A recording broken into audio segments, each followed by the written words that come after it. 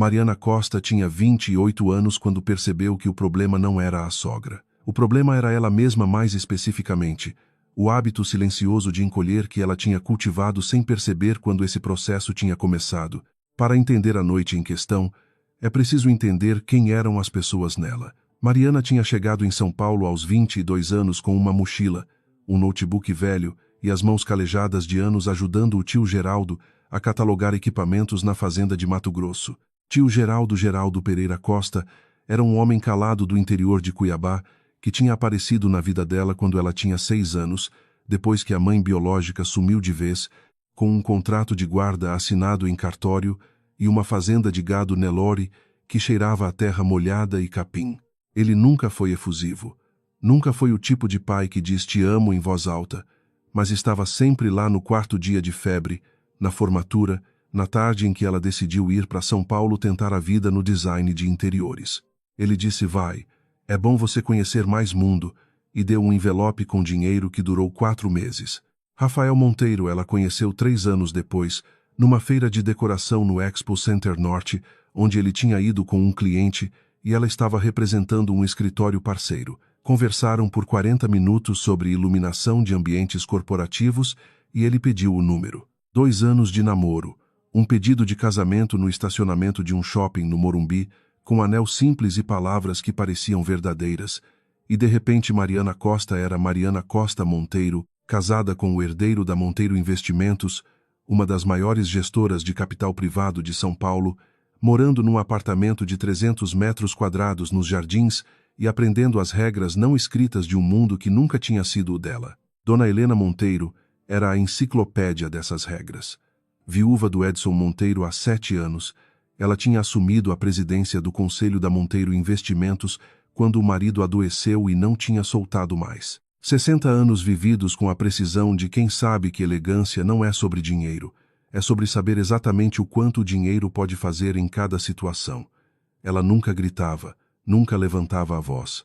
As palavras dela eram como os tapetes persas da mansão em jardins caros, bem posicionados, desenhados para você escorregasse neles sem perceber quando tinha caído. A noite em questão era uma quinta-feira de julho, fria e brilhante como São Paulo quando quer impressionar.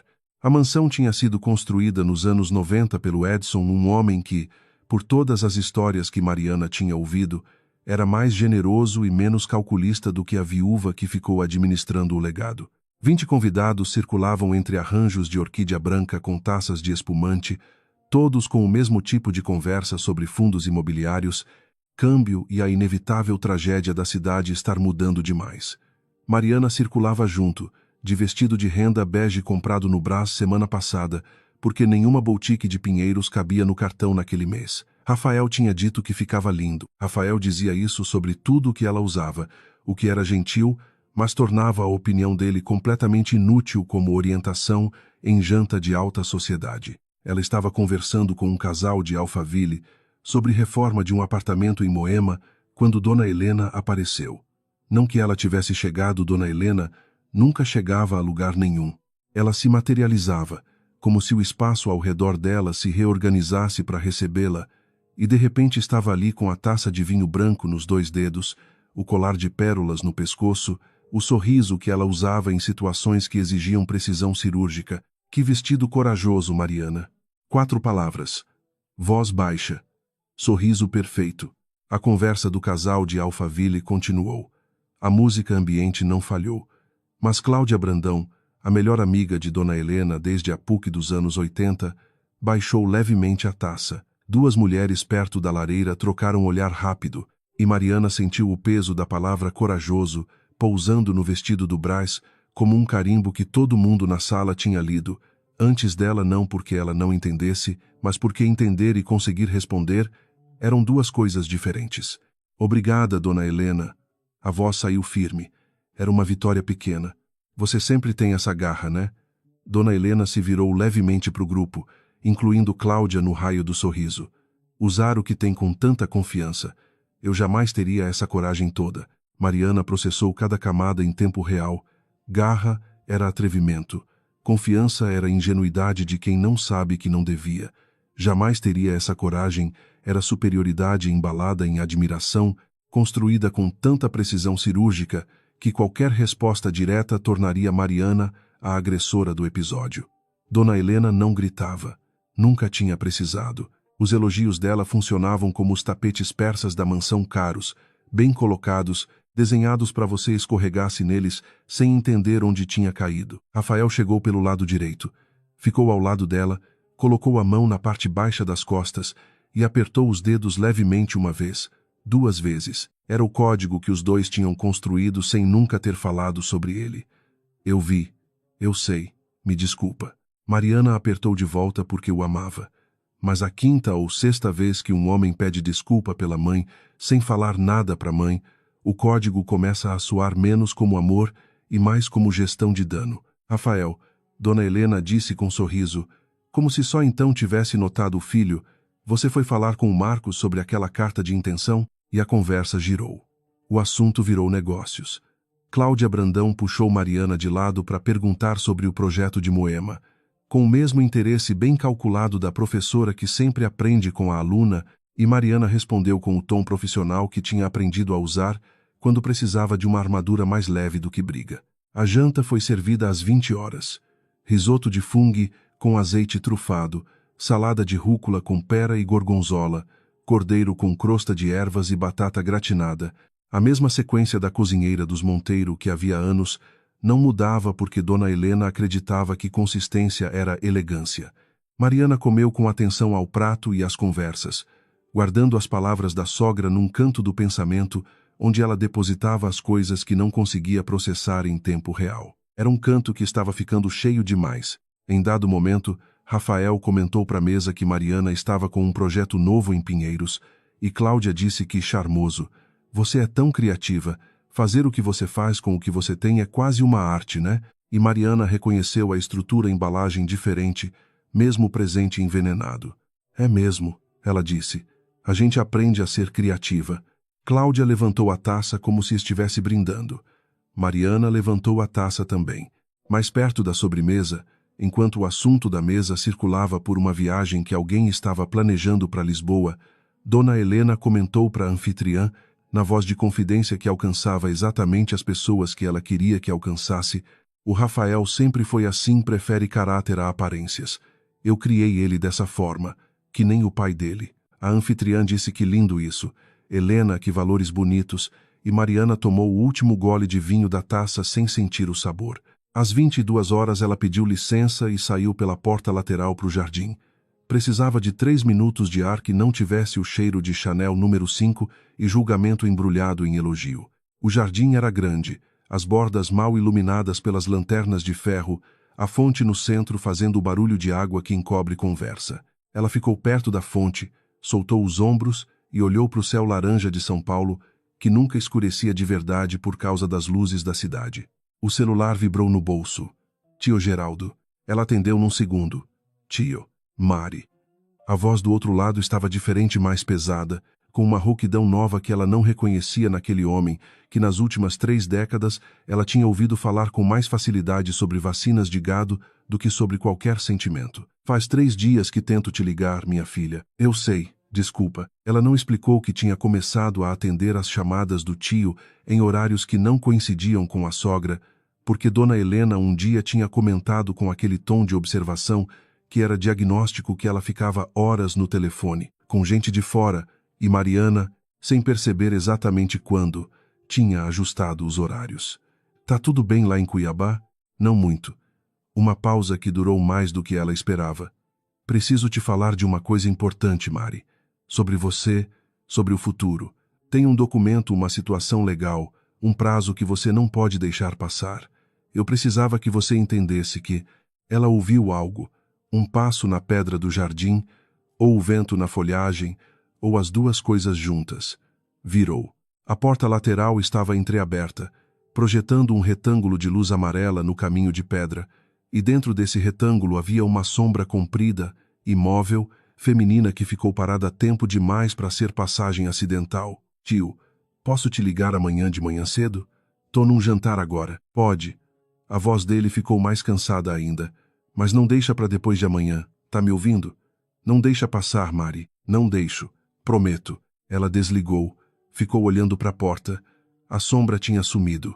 Voltou para o salão vagarosa, varrendo os rostos até encontrar Dona Helena no centro do grupo, como sempre, taça na mão, sorrindo para Cláudia sobre algo que Mariana não ouviu.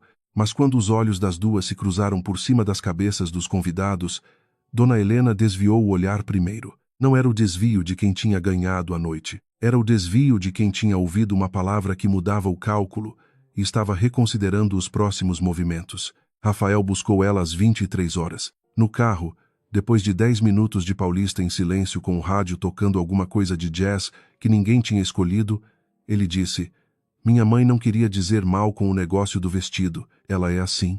Você sabe, não sabe muito bem como se expressar às vezes."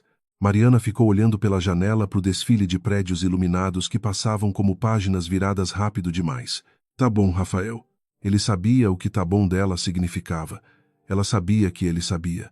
Nenhum dos dois falou mais nada até estacionar na garagem do apartamento. Deitada no escuro enquanto ele dormia com a respiração regular que ela conhecia de cor, Mariana ficou pensando na voz do tio Geraldo, na rouquidão nova, na frase que ficou pela metade: tem um documento, uma situação legal, um prazo que não pode deixar passar. E em como ela ia ligar para ele amanhã de manhã, antes de Dona Helena aparecer sem avisar como toda semana, antes de Rafael sair para trabalho, antes de qualquer outra coisa. Não sabia ainda que amanhã ela ia ligar e o número ia chamar no vazio. Na manhã seguinte, Mariana ligou para o tio Geraldo às 6h30. Chamou. Chamou de novo às 7. Às 7h30, mais uma vez. Às 8 horas, um número de DDD 71 retornou a chamada, e a voz que ela ouviu era de Aparecida, a cozinheira da fazenda, que disse com a voz embargada que o senhor Geraldo tinha sido levado para o hospital israelita em Brasília na madrugada, que os médicos falavam em doença renal avançada, que a situação era séria. Mariana ficou sentada na beira da cama com o telefone na mão por um tempo que não soube calcular depois, olhando para o carpete bege do quarto e fazendo a conta de voos para Brasília na cabeça. Rafael entrou se arrumando para trabalho, gravata na mão, e ela disse que o tio estava internado, que precisava ir. Ele disse vai sim, claro, que ia haver passagem, mas que o dia dele estava cheio com reunião de cotistas e talvez ela fosse sozinha, seria mais prático. Ela disse tudo bem, ia sozinha, não tinha problema. Passou 5 dias em Brasília. Encontrou o tio numa cama de UTI com tubos no braço e uma palidez que ela nunca tinha associado àquela figura grande e silenciosa que ensinava ela a montar a cavalo quando ela tinha 8 anos. Ele acordou no 4º dia.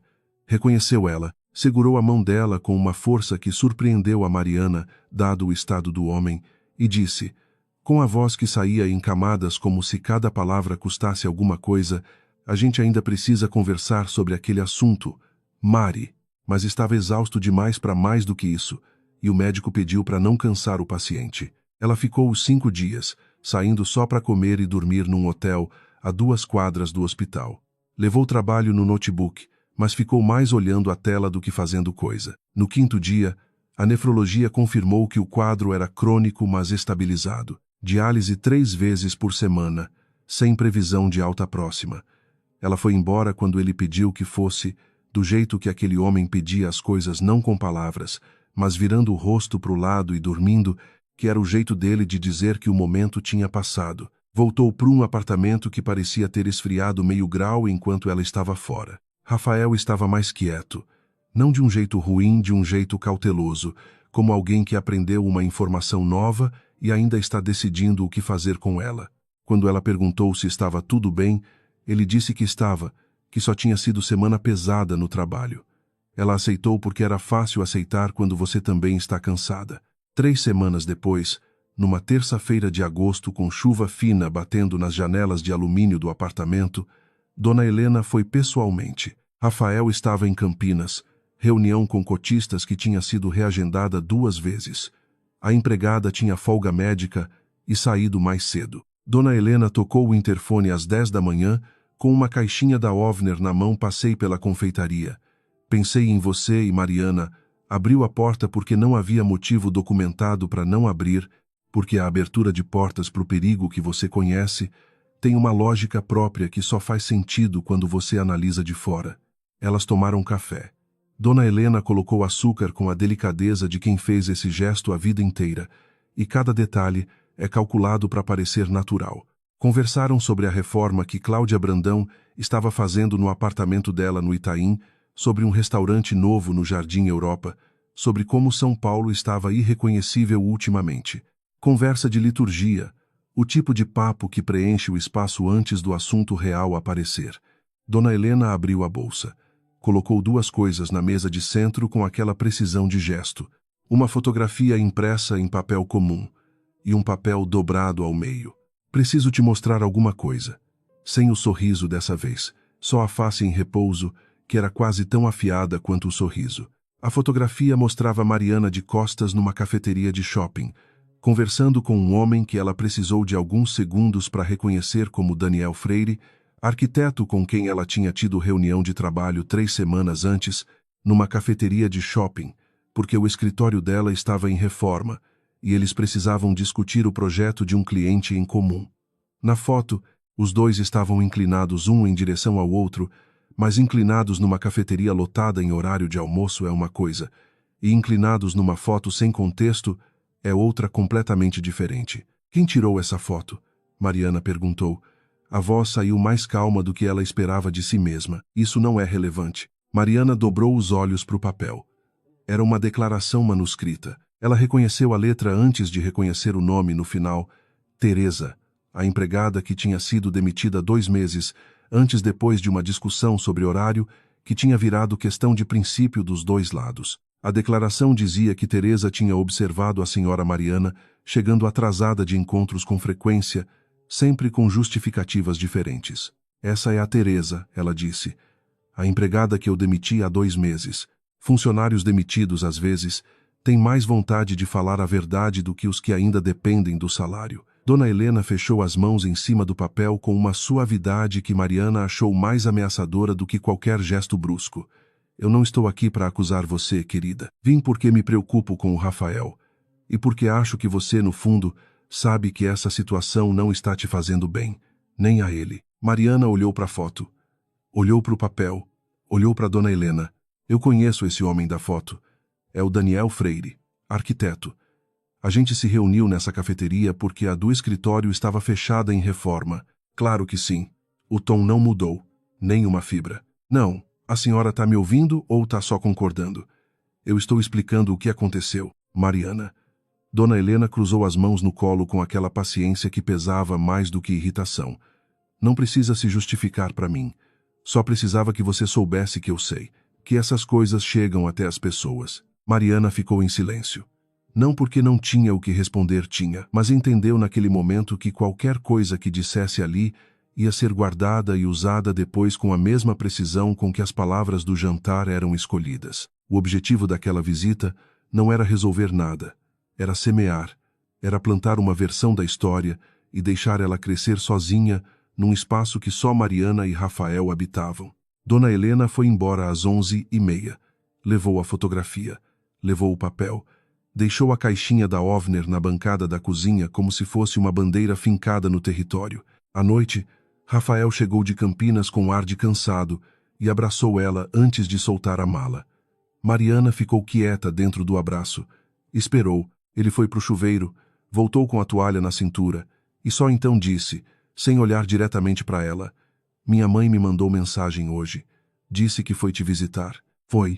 Ela falou de uma foto. Mariana sentiu algo se deslocar dentro do peito, não raiva, ainda não raiva, mas o começo de uma frieza que ela não reconhecia em si mesma, que vinha menos do que Dona Helena tinha feito e mais do que Rafael estava fazendo agora, que era ficar parado com expressão neutra quando ela precisava que ele fosse do lado dela sem ser chamado. Você quer ver a foto? Ela perguntou. Não precisa. Não, Rafael. Ela esperou ele olhar para ela de verdade. Eu não tô te pedindo para acreditar em mim. Eu tô te perguntando se você acredita em mim. São 2 coisas diferentes. Ele ficou em silêncio. 2 segundos. 3. Fechou os olhos brevemente. Quando abriu, e ao ver alguma coisa neles que ela não soube classificar, não era desconfiança exatamente, era aquela coisa pior, que era ele tentando ser justo e equilibrado, num momento em que ela precisava que ele fosse parcial. Eu acredito em você, ele disse, mas disse da mesma forma que se diz tá bom quando não se quer mais discutir o assunto. Ela assentiu. Virou.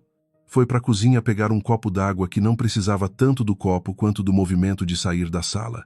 Naquela noite, depois que ele dormiu, ela ficou na cozinha olhando para a caixinha da Ovner na bancada por um tempo que não fez sentido calcular. Depois pegou o celular e releu uma mensagem que Rafael tinha mandado 3 semanas atrás, numa manhã, em que ele estava atrasado, ela na cama, ele saindo apressado, a mensagem chegando quando ele já tinha fechado a porta. Mari, você devia dar uma passada num tabelionato uma dessas. Só para saber seus direitos como cônjuge, seus bens próprios. É sempre bom conhecer o que é seu. Ela tinha lido como conselho genérico, daqueles que marido dá quando leu algum artigo sobre independência financeira feminina e acha que está sendo progressista. Agora releu. 2 dias depois, num sábado de manhã saindo do mercado, o celular tocou. Número desconhecido, DDD 11. É a Mariana Costa? Su. Meu nome é Marco Alves, sou advogado. Gostaria de marcar uma conversa com a senhora sobre um assunto de interesse pessoal, ainda essa semana, se possível. É urgente. Ela ficou parada no estacionamento com as sacolas na mão. Quem te contratou? Uma pausa de 1 segundo e meio. Longa demais para ser natural. Não posso informar no momento, mas posso dizer que é do seu interesse comparecer. Eu te ligo de volta. Desligou. Ficou parada entre o carro e as sacolas com o céu cinza de agosto em cima, tentando encaixar um advogado desconhecido, uma foto plantada, uma declaração comprada e um marido que recomendou o tabelionato do nada. Eram 4 peças. Ela ainda não enxergava o puzzle inteiro, mas enxergava o suficiente para saber que o puzzle existia, que era sobre ela, e que havia pessoas ao redor dela com informações que ela não tinha. Havia alguma coisa que ela não sabia. Alguma coisa grande o suficiente para fazer 4 pessoas, o tio Geraldo, Rafael, um advogado desconhecido, e Dona Helena, pela lógica inversa das ações dela, se posicionarem de formas diferentes em relação a essa mesma coisa. Ela ia descobrir o que era, mas primeiro precisava conversar com o tio Geraldo. Rafael viajou para Brasília numa segunda-feira de setembro. Reunião com o Ministério da Fazenda sobre regulação de fundos de infraestrutura. 3 dias fora, talvez 4. Mariana ficou nos 2 primeiros dias tentando ligar para o tio Geraldo. A Aparecida atendia. Dizia que ele estava bem. Dizia que ele estava na diálise, que estava descansando, que ela podia tentar mais tarde. Mariana tentou mais tarde. Mais tarde nunca chegava. No 3º dia, sem conseguir falar com ele, ela ficou inquieta de um jeito que não conseguia nomear com precisão. Não era só preocupação com a saúde do tio, era aquela coisa que a frase inacabada deixa. O gancho no ar, tem um documento, uma situação legal, um prazo que não pode deixar passar, que ficou presa na cabeça como uma melodia que não termina no acorde certo. Na tarde de quarta-feira, com Rafael ainda em Brasília e a empregada tendo saído mais cedo para buscar o filho na escola, o interfone tocou às 4h15 da tarde. Dona Helena não trouxe caixinha de confeitaria dessa vez. Trouxe uma pasta de couro preto, lisa, a mesma que ela usava em reuniões de diretoria, e entrou no apartamento com o andar de quem tem o direito de estar em qualquer lugar que escolhe estar. Mariana ficou parada na porta aberta por 1 segundo e depois se afastou para deixar passar, não porque quisesse, mas porque o movimento contrário precisava de uma coragem que naquele momento ainda estava a caminho dela. Sentaram na sala. Dona Helena abriu a pasta com cuidado, aquele cuidado dela que nunca era pressa e nunca era hesitação. Eram 2 documentos. O primeiro tinha cabeçalho de escritório de advocacia Andrade e Sá Advogados Associados. Mariana conseguiu ler antes de Dona Helena posicionar a mão. Era um acordo de dissolução de sociedade conjugal. O segundo era um cheque, já preenchido. Mariana olhou para o valor. 500 mil reais. Eu vim te fazer uma proposta, Dona Helena disse. A voz estava diferente, mais baixa ainda do que de costume, mais controlada, como se cada palavra tivesse sido escolhida antes de entrar no apartamento. Uma proposta boa para todo mundo. Mariana não tirou os olhos do cheque. Por que 500 mil? Porque eu sou uma pessoa justa. Mariana ficou olhando para o valor. 500 mil reais não era o que ela valia para os Monteiro, ela sabia o que valia para os Monteiro, que era próximo de 0 nas contas deles. Uma nuisance que o filho tinha escolhido trazer para dentro da família. 500 mil reais era o que ela valia para alguma outra conta, alguma que ela ainda não enxergava. A senhora passa anos me dizendo indiretamente que eu não sou boa o suficiente para o Rafael, ela disse, devagar. Que não tem o padrão certo, a família certa, o sobrenome certo. Então por que esse cheque vale 500 mil? Uma nora que não vale nada devia poder ser descartada por muito menos. Dona Helena cruzou as mãos no colo. A postura fechou levemente 1 milímetro, o tipo de detalhe que só alguém prestando muita atenção teria notado. Porque eu cuido do meu filho, esse casamento está fazendo mal para ele. Qual casamento está fazendo mal a quem? Mariana inclinou levemente a cabeça. Ou melhor, a senhora está com medo de alguma coisa que não é o casamento. E esse cheque tem o valor do que a senhora está com medo de perder, não do que eu valho. Um sorriso apareceu no canto da boca de Dona Helena, não o sorriso dos jantares, não o sorriso dos que vestido corajoso. Era menor, mais involuntário, o sorriso de quem achou uma pergunta mais inteligente do que esperava e precisa de um segundo para recalibrar. Mariana, você é uma moça inteligente. É o que eu sempre disse do Rafael, ele tem bom gosto em pessoas.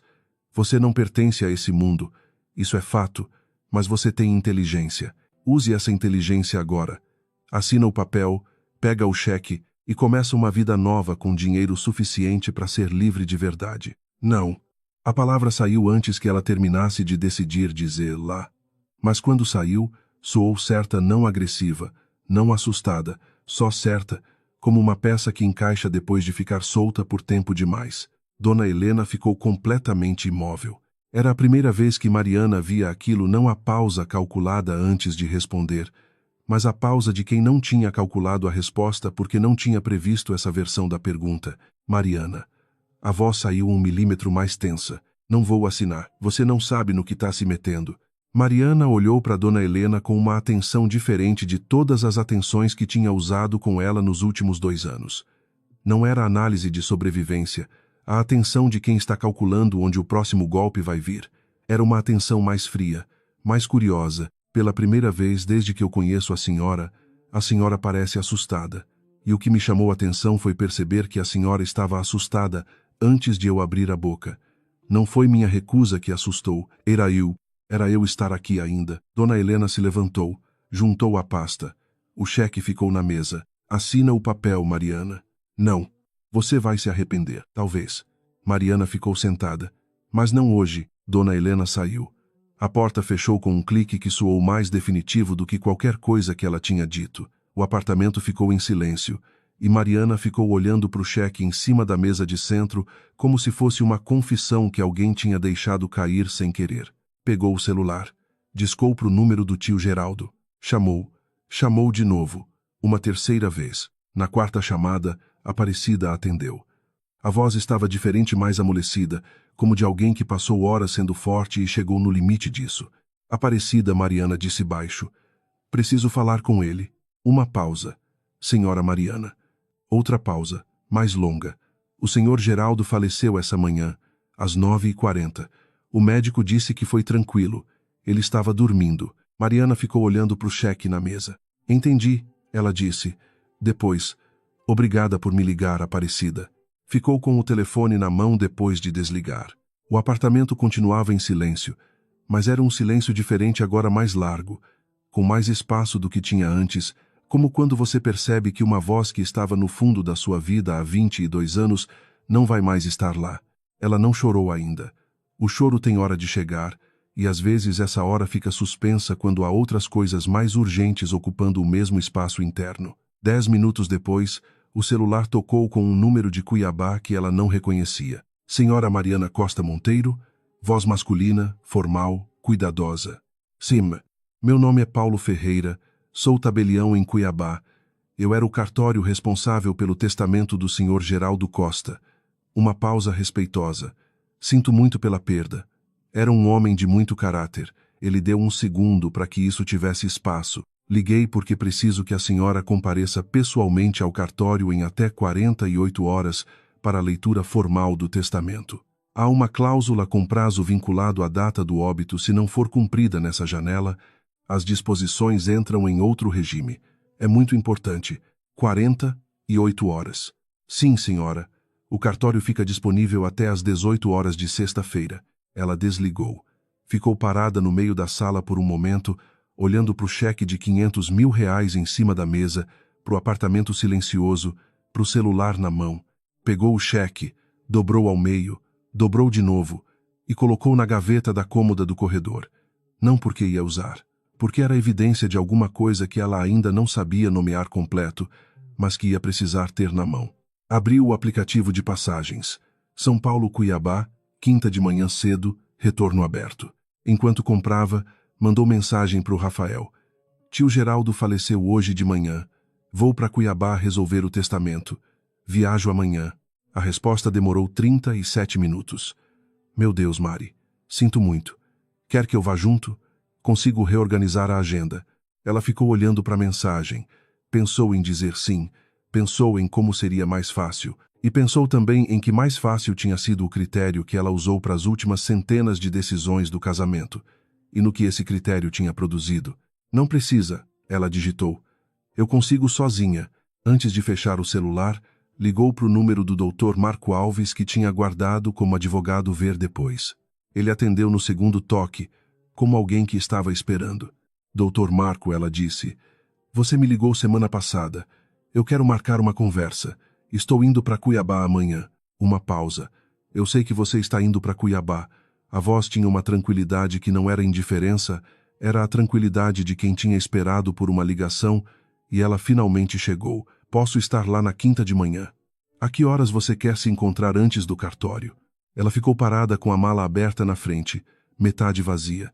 Como você sabia que eu ia ao cartório? Porque quem me contratou sabia que esse momento ia chegar, e que quando chegasse, ia ser lá. E quem te contratou? Essa resposta vai fazer mais sentido depois da leitura do testamento. Uma pausa. Mas posso te dizer que essa pessoa queria garantir que você tivesse representação legal presente quando esse momento chegasse. Ela desligou. Ficou sentada na beira da cama com a mala aberta, no apartamento silencioso, com o cheiro de ar-condicionado e o som distante do trânsito lá embaixo. Pensou no tio Geraldo. Pensou na fazenda que ela mal conhecia, nas conversas de domingo que tinham ficado cada vez mais raras, na voz dele na última ligação tem um documento, uma situação legal, um prazo que não pode deixar passar. Ela ia, e dessa vez ia ouvir o que tinham a dizer. O cartório do Dr. Paulo Ferreira ficava numa rua tranquila do centro de Cuiabá, entre um banco e uma farmácia, com a fachada discreta de quem tem décadas de segredos importantes passando por ali, e aprendeu que discrição é o único serviço que não tem preço. Mariana chegou às 9 da manhã de quinta-feira com a bolsa no ombro e a sensação de estar andando com um mapa que não estava mostrando o terreno certo. Ficou um momento na calçada. O sol do Mato Grosso batia diferente do sol de São Paulo, mais pesado, mais direto, sem arranha-céu para filtrar. Era setembro e Cuiabá cheirava a terra seca e poeira e a uma quietude de interior que São Paulo tinha feito ela esquecer que existia. Ligou para o Dr. Marco Alves. Ele atendeu rápido, disse que estava a 3 quadras, que chegava em 10 minutos. Ela ficou esperando na calçada, com o ônibus passando pesado e os pombos ignorando todo mundo como pombos fazem. Dr. Marco Alves chegou em 8 minutos. 40 e tantos anos, pasta de couro gasta nas bordas, óculos de armação fina, o tipo de advogado que não precisa impressionar porque o trabalho fala por si. Cumprimentou ela com um aperto de mão firme e direto.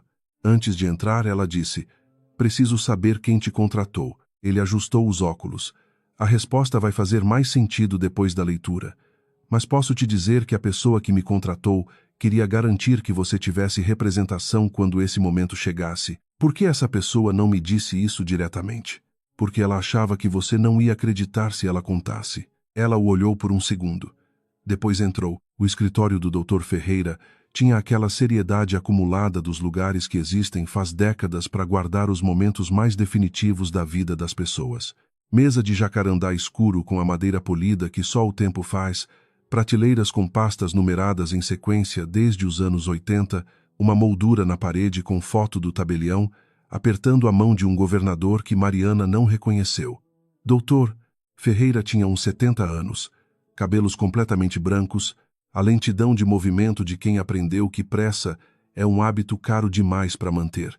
A senhora Mariana Costa Monteiro, ele disse quando ela sentou, com a formalidade de quem está iniciando um procedimento que importa. Filha adotiva de Geraldo Pereira Costa, falecido ontem. Sim. Aguardamos mais um momento. Ele olhou para o relógio de parede. Mais alguém vem? O testamento prevê a presença de outros interessados. A porta do escritório abriu 12 minutos depois. Rafael Monteiro entrou primeiro. E 2 passos atrás, com a postura fechada de quem está calculando variáveis em tempo real, Dona Helena Monteiro. Rafael a viu primeiro. Parou. No rosto dele havia uma mistura que ela levou 1 segundo para ler: alívio por ela estar bem, angústia por estar ali naquele contexto, e por baixo das duas coisas, algo parecido com vergonha. Dona Helena varreu a sala com os olhos Mariana, o tabelião, o doutor, Marco, que ela não reconhecia, mas classificou imediatamente pelo tipo de pasta, pelo jeito de sentar, como representação legal de quem ela menos queria que tivesse representação legal. "O que vocês estão fazendo aqui?" Mariana perguntou. A voz saiu baixa, não assustada. "Mariana, eu posso explicar", Rafael começou. "Podemos prosseguir com a leitura", o Dr. Ferreira disse. Não era uma pergunta. Todos sentaram. Mariana de um lado, com o Dr. Marco ao lado dela. Rafael e Dona Helena do outro lado da mesa. O tabelião leu o preâmbulo legal em voz pausada: data, qualificação do testador, capacidade civil no momento da redação, testemunhas instrumentárias. Depois passou para o conteúdo. O senhor Geraldo Pereira Costa dispõe de seus bens da seguinte forma. O Dr. Ferreira ajustou os óculos. A Santa Casa de Cuiabá, um terreno de 20 hectares na Chapada dos Guimarães, destinado à construção de ala pediátrica. Ao empregado Antônio José da Silva, chamado de Toninho, a casa de alvenaria na entrada da fazenda onde reside há 32 anos. E a sua filha adotiva, Mariana Costa, aqui presente, a totalidade de suas participações societárias no Grupo Costa Agronegócios Lita, correspondente a 51% do capital votante da empresa. O silêncio que veio depois desse número tinha peso. 51%. O Dr. Ferreira repetiu, como se a repetição fosse parte do ritual, do Grupo Costa Agronegócios, empresa atualmente em processo de negociação de contrato de parceria estratégica, no valor de R$ 800 milhões com a Monteiro Investimentos, de São Paulo. Mariana sentiu a sala mudar de temperatura. Olhou para Rafael. Ele estava olhando para o tampo da mesa de jacarandá. Olhou para Dona Helena. E pela primeira vez em 2 anos de contato semanal, ela viu no rosto da sogra algo que não era calculado. Era uma face nua, a face de quem acabou de perder uma aposta muito cara que tinha levado muito tempo construindo. Há uma cláusula adicional, o Dr. Ferreira disse. Ele deu uma pausa de 1 segundo, como se soubesse o exato peso do que estava prestes a dizer.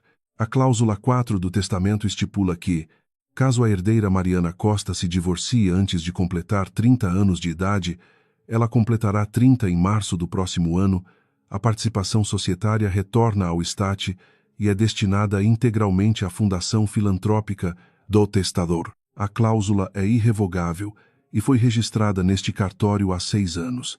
6 anos. Mariana fez a conta mentalmente. 6 anos atrás ela ainda estava tentando construir a carreira de design em São Paulo, ainda não conhecia Rafael Monteiro. Geraldo Costa tinha escrito aquilo num cartório de Cuiabá antes mesmo de ela saber que havia um Rafael Monteiro no mundo. Quando esse testamento foi registrado, ela disse ao Dr. Ferreira, com uma voz controlada de um jeito que ela não tinha ensaiado, alguém além do senhor e do testador tinha acesso ao conteúdo. O testamento é documento público a partir do registro. Qualquer pessoa com interesse jurídico comprovado pode requerer consulta. A família Monteiro teria interesse jurídico comprovado se houvesse negociação em andamento com o Grupo Costa. O Dr. Ferreira ajustou os óculos sem responder diretamente. O que era uma resposta? Mariana se virou para Dona Helena. A sogra estava olhando para ela com os ombros levemente erguidos, o queixo 1 milímetro acima da posição de repouso, a postura de quem não admite derrota, nem quando a pontuação está no quadro para todo mundo ver. A senhora sabia, Mariana disse. Não era a acusação, era a declaração de uma soma chegando ao resultado inevitável. Mariana, esse não é o momento, Rafael tentou. Era a sombra na porta do jardim naquela noite no jantar.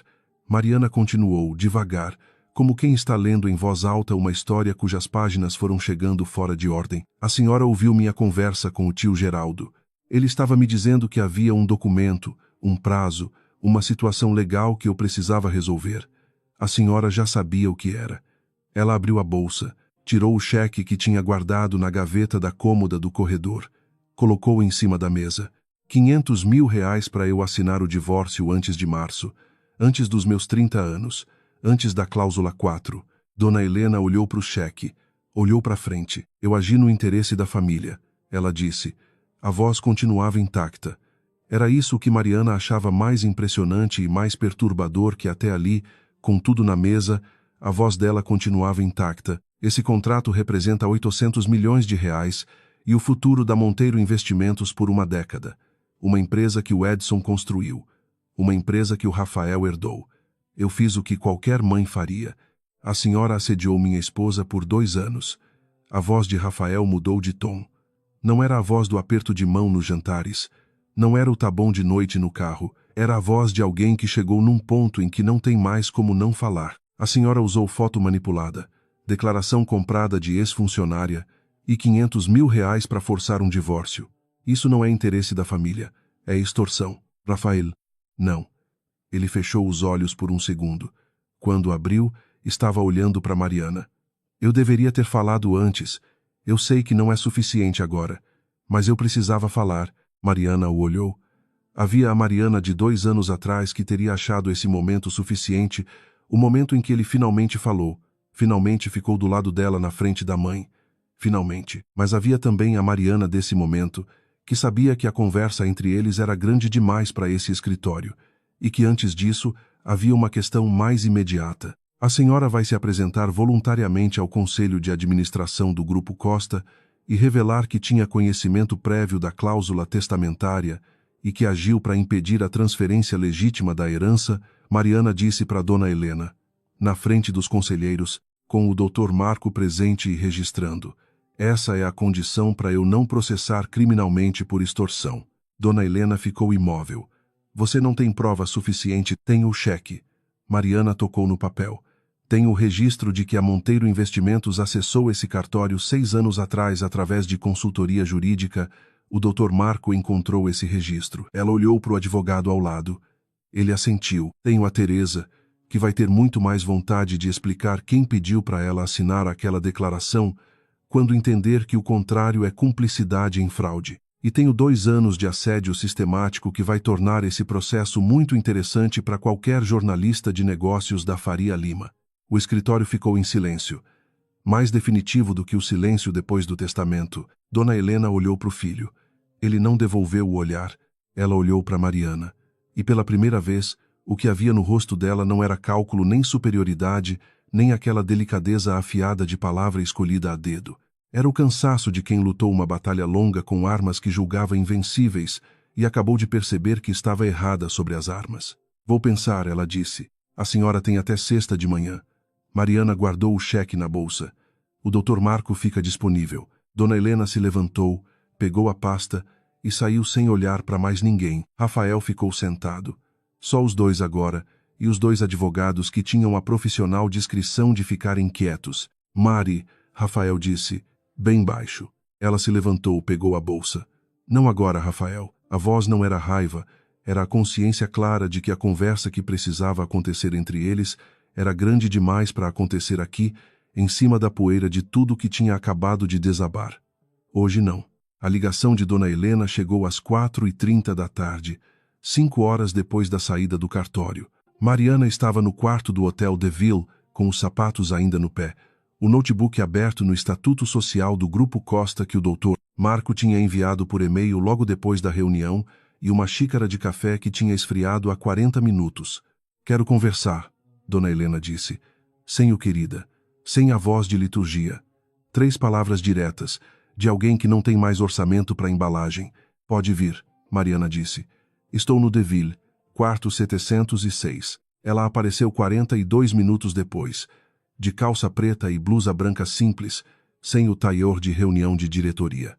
Era uma escolha que Mariana notou menos armadura, ou o reconhecimento de que a armadura não estava mais funcionando e não valia o esforço de carregar. Mariana abriu a porta e se afastou.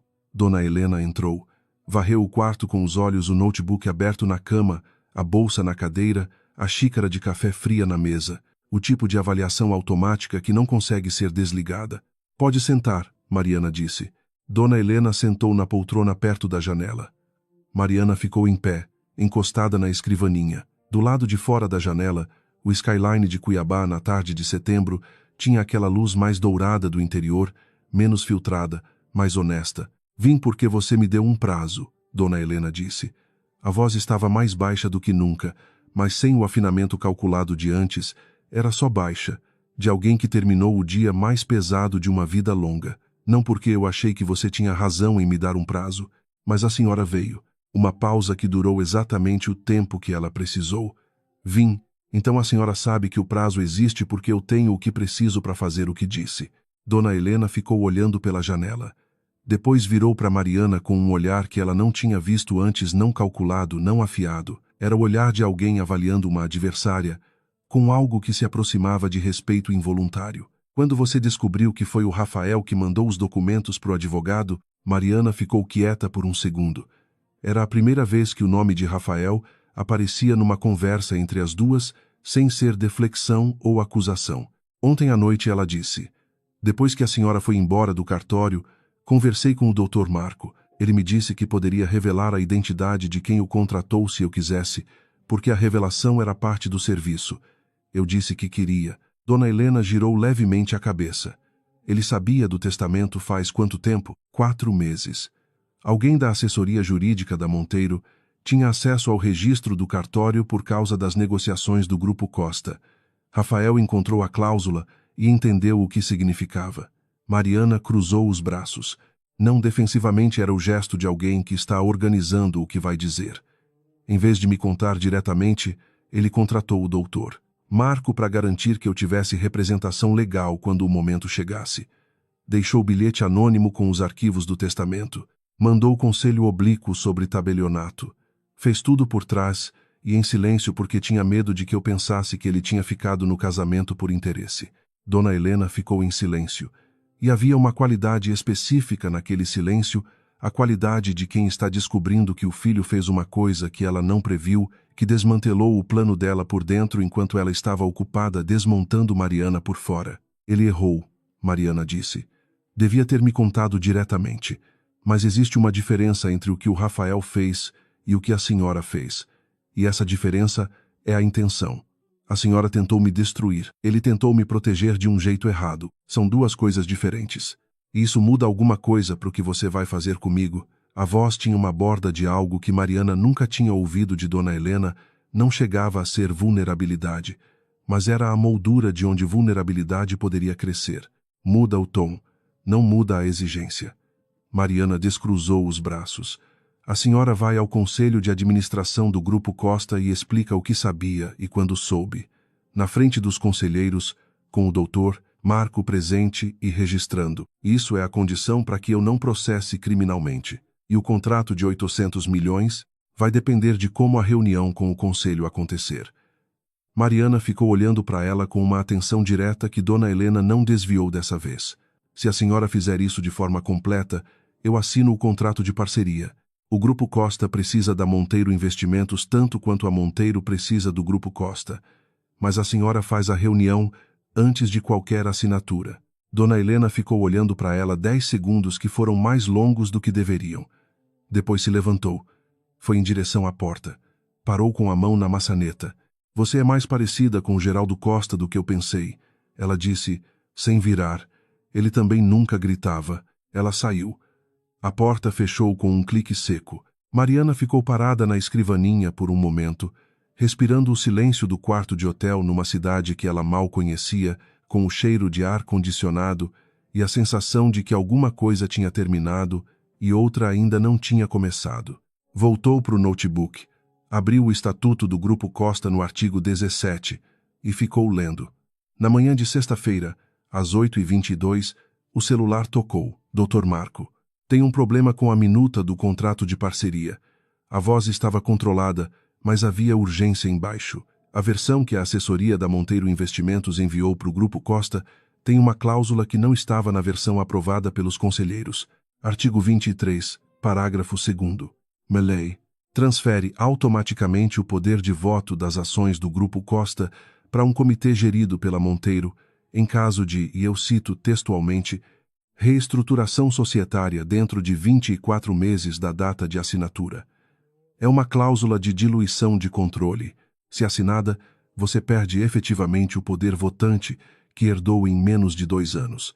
Mariana ficou parada no meio do quarto de hotel de pijama, café ainda quente na outra mão. Quando essa cláusula foi inserida, a versão modificada foi enviada anteontem, 2 dias antes da leitura do testamento.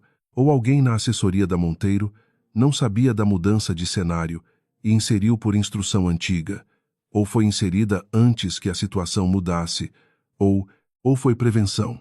Mariana disse: não posso afirmar sem investigar, mas posso notificar os conselheiros do Grupo Costa sobre a discrepância agora e suspender qualquer assinatura até que seja resolvida. Isso é mais rápido do que ordem judicial. Faz isso. Preciso de uma autorização assinada por você como herdeira. Tenho o modelo. Posso mandar por e-mail agora. Manda. O e-mail chegou em 2 minutos. Ela abriu. Leu o documento 3 vezes, não por desconfiança do doutor Marco, mas porque tinha aprendido nos últimos 3 dias que assinar papéis sem ler era o tipo de coisa que acontecia com a versão anterior de si mesma, e que essa versão estava sendo deixada para trás.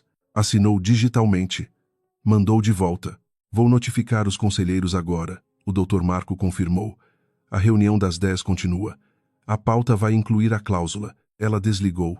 Ficou com o celular na mão no meio do quarto, café na outra mão, e percebeu que o problema tinha chegado, ela tinha resolvido, e ninguém tinha aparecido para salvá-la. Não porque não havia ninguém disponível.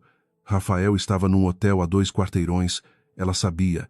Tinha recebido mensagem dele na noite anterior dizendo onde estava e que estava disponível se ela precisasse, mas ela não tinha chamado.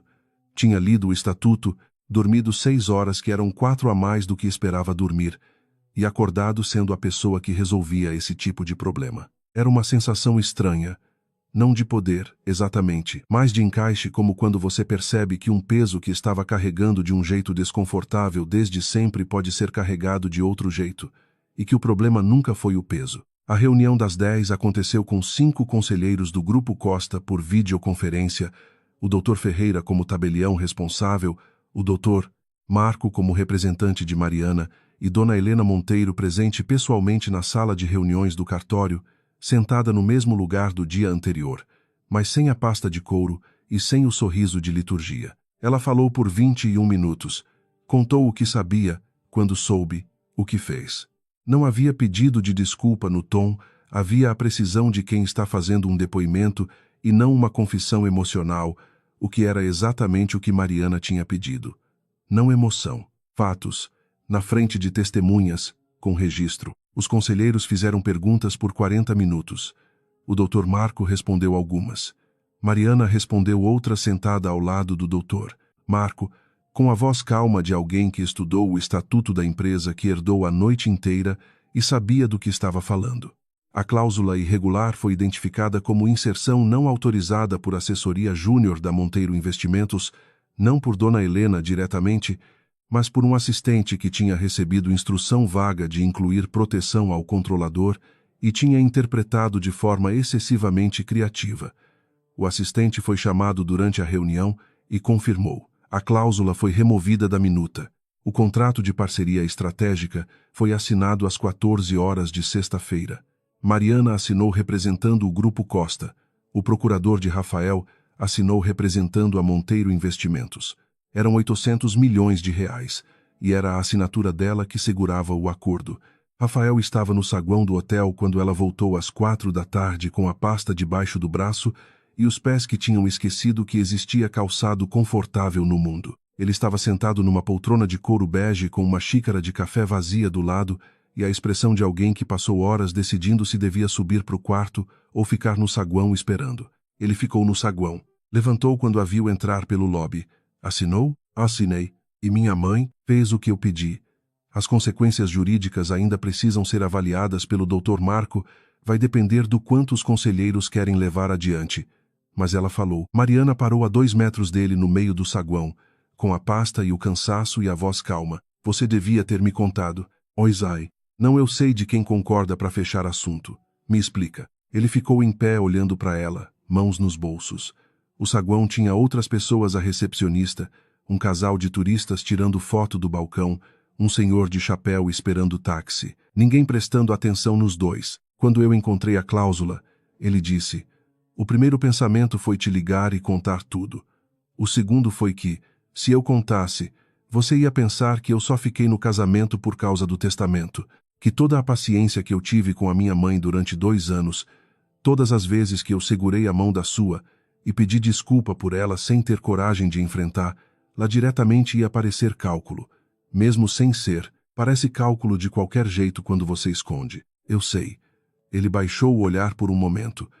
Mas com o cálculo escondido eu tinha mais tempo para provar que não era. Mariana ficou olhando para ele. Havia uma lógica ali que ela reconhecia, a lógica de quem tem medo de ser lido da pior forma e age para adiar esse momento, sem perceber que o adiamento cria exatamente a leitura que queria evitar.